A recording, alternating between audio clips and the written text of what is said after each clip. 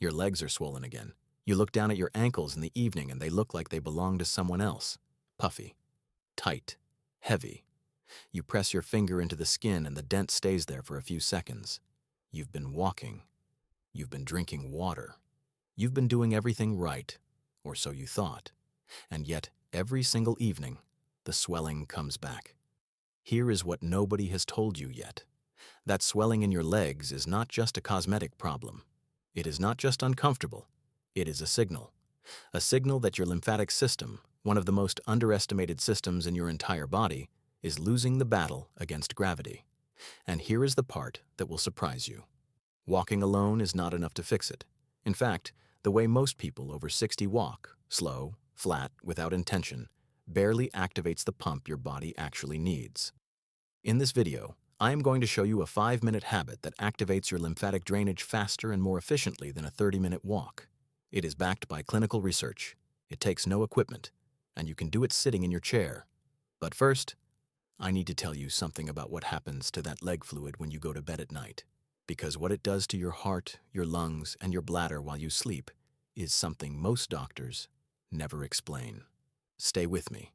This is important. Section 1. The hidden danger of evening leg swelling.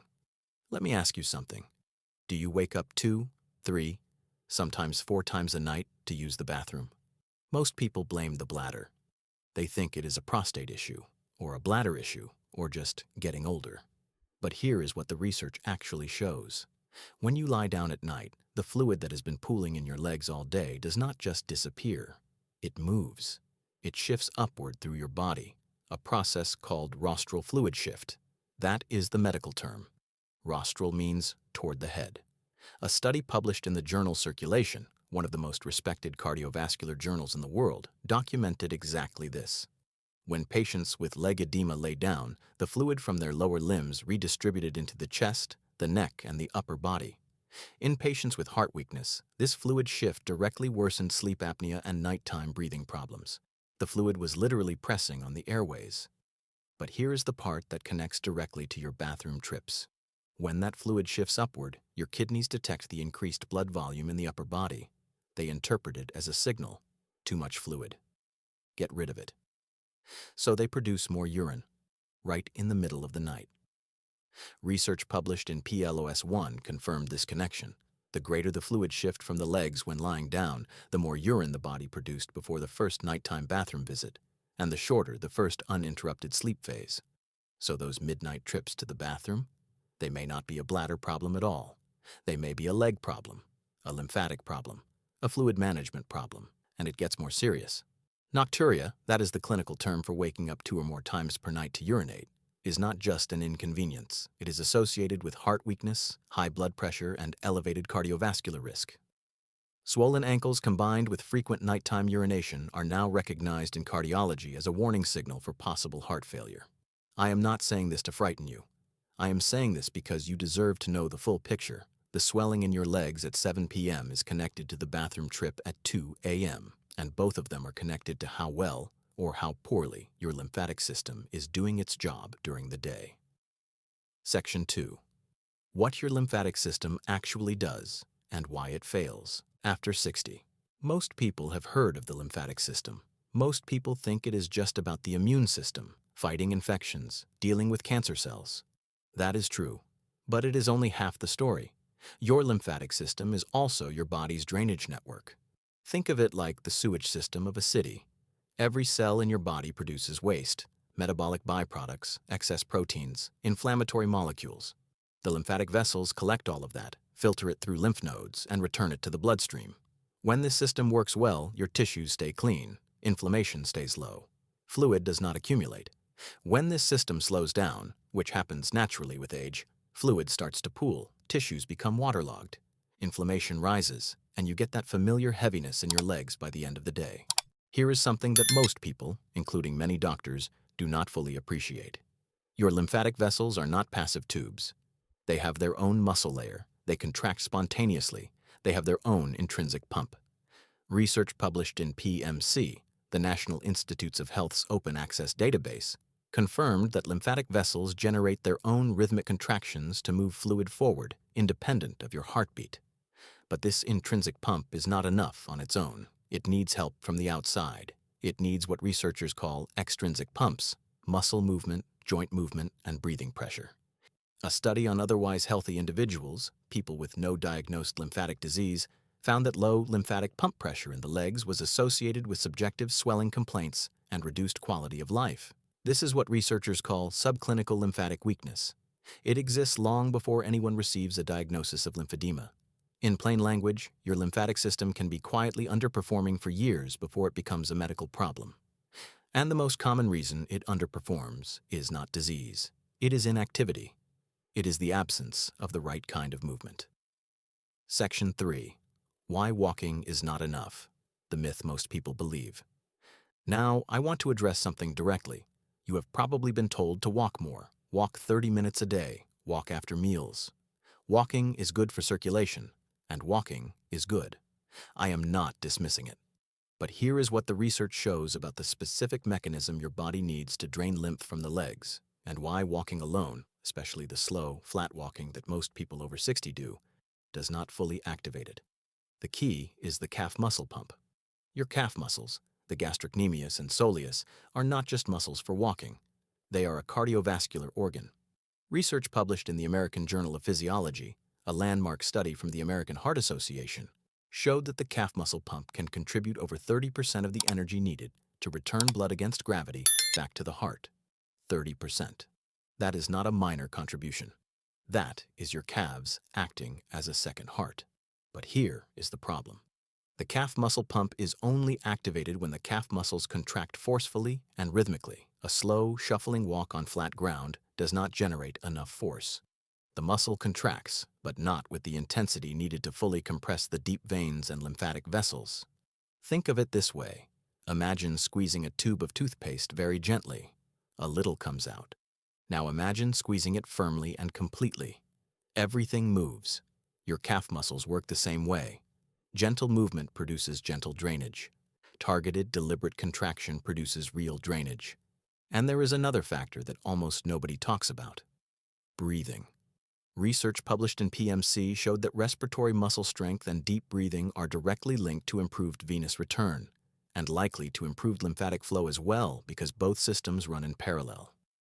When you breathe deeply, the pressure changes in your chest cavity act like a bellows, pulling lymphatic fluid upward from the lower body.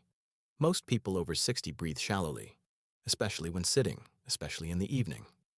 So you have two underactivated pumps, the calf muscle pump and the respiratory pump, and the result is fluid that sits in your legs all day and then migrates upward when you lie down at night.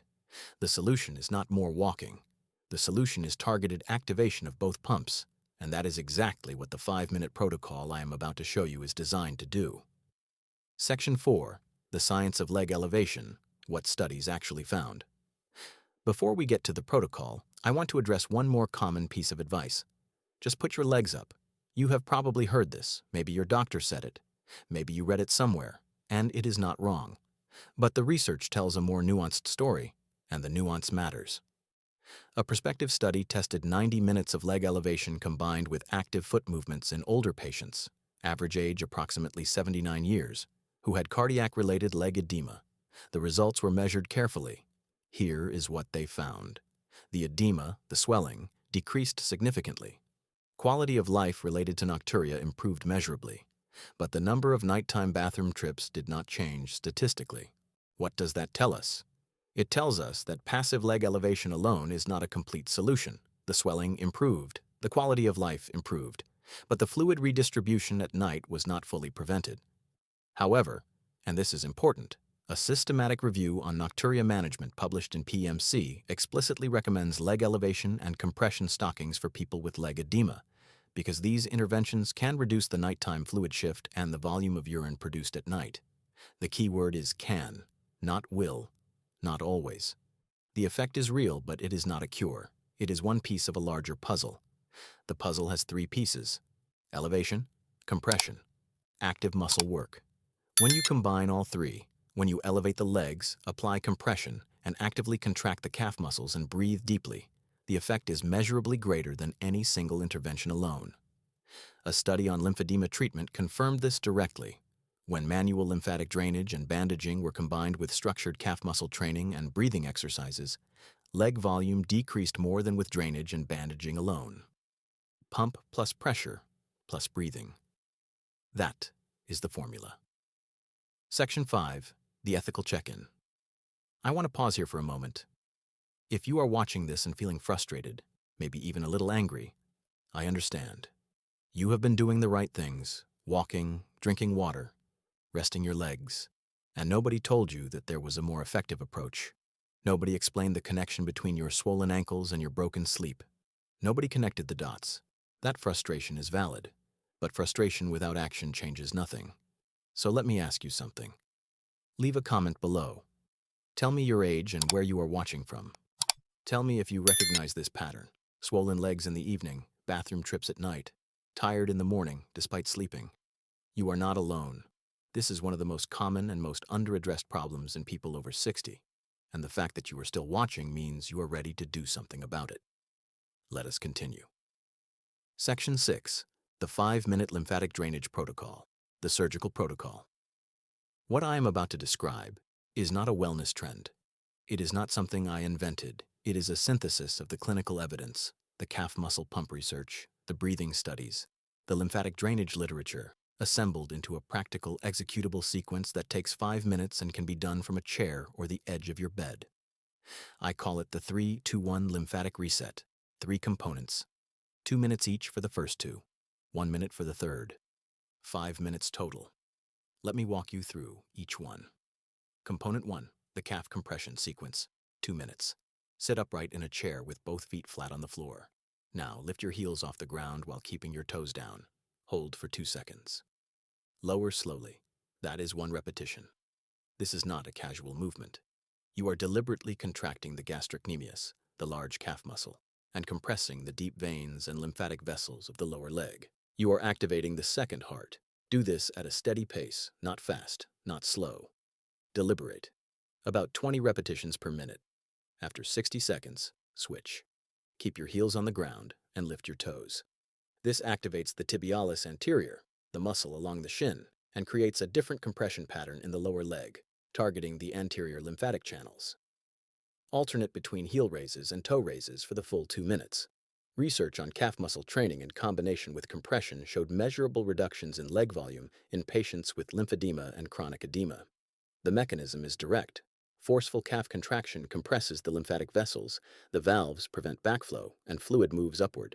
You are doing manually what walking on flat ground does not do efficiently enough. Component 2, the diaphragmatic breathing sequence. 2 minutes. Sit back slightly. Place 1 hand on your chest and 1 hand on your abdomen. Now breathe in slowly through your nose for 4 counts. As you inhale, your abdomen should rise, not your chest. If your chest is rising first, you are breathing shallowly. That is the pattern we are changing. Hold for 2 counts at the top of the breath. Exhale slowly through your mouth for 6 counts. Let your abdomen fall completely. This is diaphragmatic breathing, and it is not just relaxation technique, it is a physiological pump. When your diaphragm descends on inhalation, it creates negative pressure in the thoracic cavity, the chest. This negative pressure acts like a vacuum, pulling lymphatic fluid upward through the thoracic duct, the main lymphatic channel that drains the entire lower body into the bloodstream near the left collarbone. Research confirmed that respiratory muscle strength and deep breathing are associated with improved venous return and lymphatic flow. The 2 systems, venous and lymphatic, run in parallel, and both respond to the same breathing mechanics. Do this breathing sequence for 2 full minutes. Slow, deliberate, abdomen rising on the inhale, fully emptying on the exhale. You will feel calmer. That is a side effect. The primary effect is happening in your lymphatic vessels. Component 3, the elevation finish, 1 minute. For the final minute, elevate your legs. If you are in a recliner, lean back and raise the footrest. If you are on a chair, place your feet on a footstool or another chair. The goal is to get your legs above the level of your heart, or as close to that as is comfortable. While your legs are elevated, continue the diaphragmatic breathing from component 2.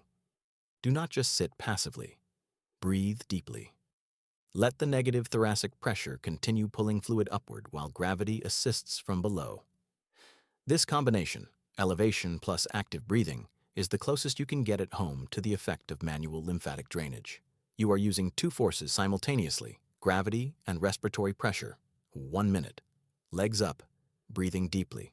That is the complete 3-2-1 lymphatic reset. Section 7. When to do it and what to expect. Timing matters. The most effective time to perform this protocol is in the late afternoon or early evening, before the fluid has fully accumulated to its maximum, but late enough in the day that you are addressing the buildup from the day's activities. If you do it too early in the morning, you are working against a system that is already partially reset overnight. If you do it right before bed, you may find that the increased circulation temporarily makes it harder to fall asleep. Late afternoon, around 4 to 6 p.m., is the clinical sweet spot. There is also a note about diuretics, water pills, that is worth mentioning.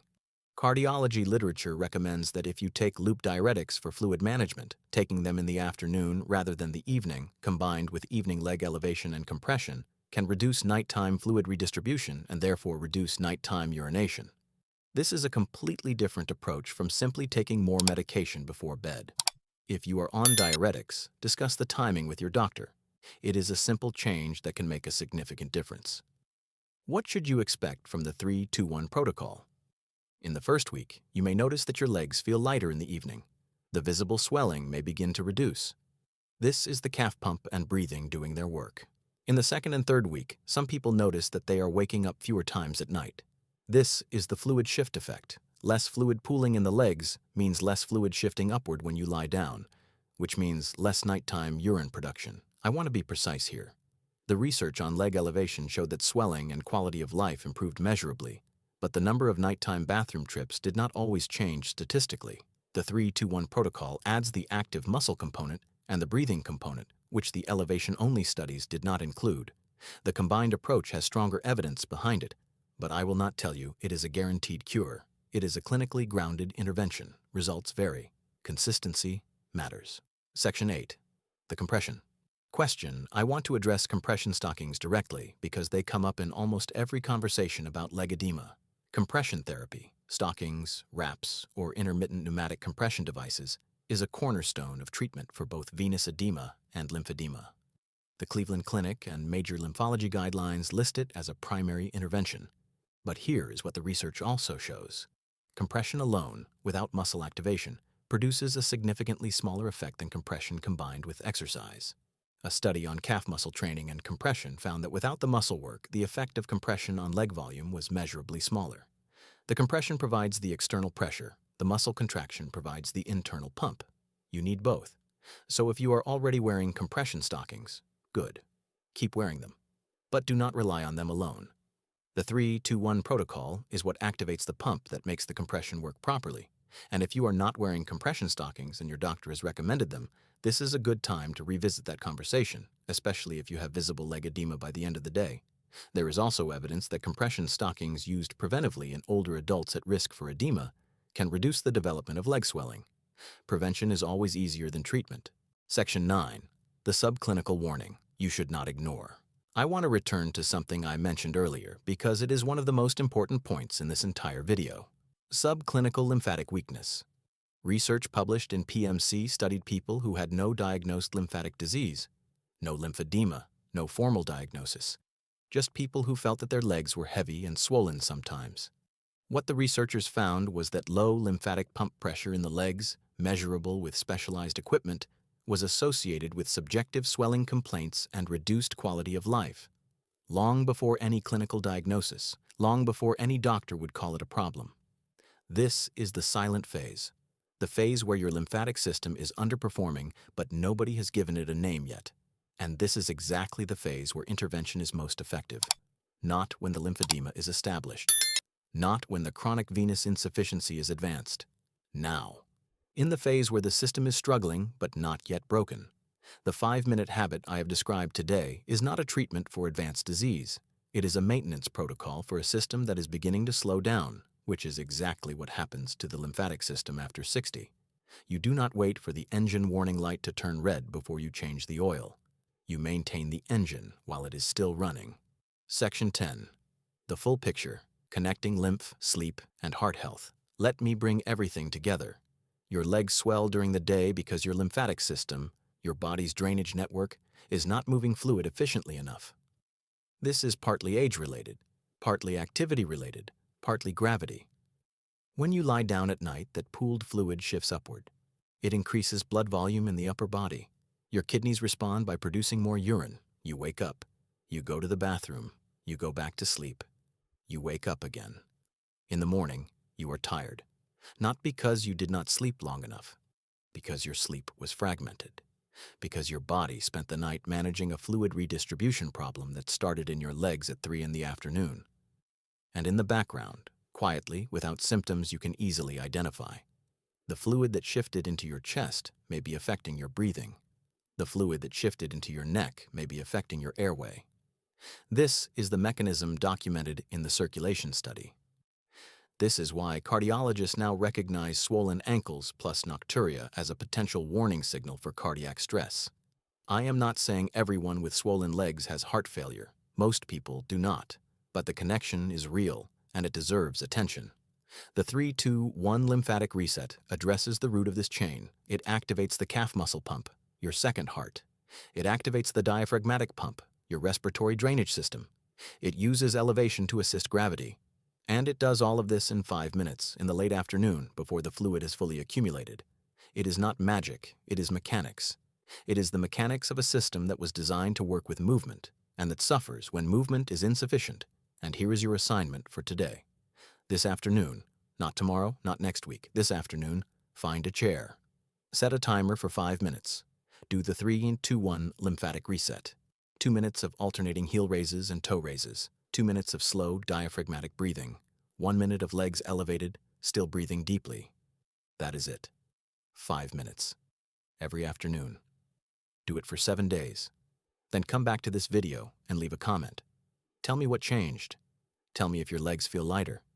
Tell me if you slept better. Tell me your age and where you are watching from. Because this channel exists for one reason: to give you the medical information that your body needs in language that is clear, honest, and actionable. You are over 60. Your body has different needs than it did at 40.